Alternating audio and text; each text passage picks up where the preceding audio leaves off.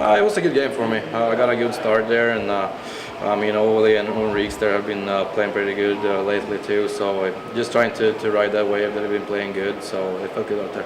I think when you see a lot of guys healthy is what we got, and they know someone's right in behind them, puts a lot of pressure on guys, and guys.